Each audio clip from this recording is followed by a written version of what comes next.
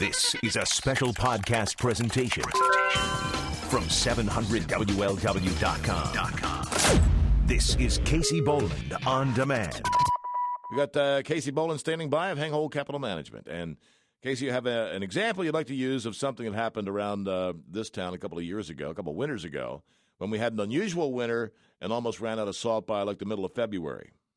Yeah, I mean, we absolutely got hammered that winter, if you remember. And Hamilton County spends usually around $2+ million on salt, labor, and equipment. And by early February, we were already above that figure. That wasn't your standard winter. Now, this hasn't been your standard winter. It's been pretty mild this year. So it's really tempting for the department when they say based on that year or prior years, they have to determine what they need to buy in salt as they plan forward.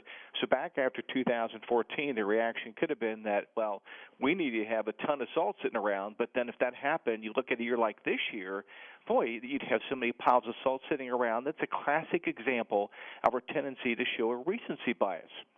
Recency bias means whatever happened most recently is what we base our future expectations on. That's exactly right, because it becomes our point of reference and tricks us into thinking and feeling a certain way about different things. And it's easy to do that with your investments as well. So, what do investors do then?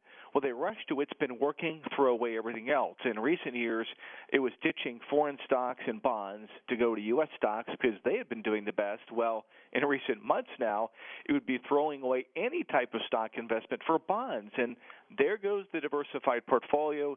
Now you have a portfolio with much more risk or not enough risk to make sure your assets can keep up with inflation over time. Bottom line, don't end up with a pile of salt.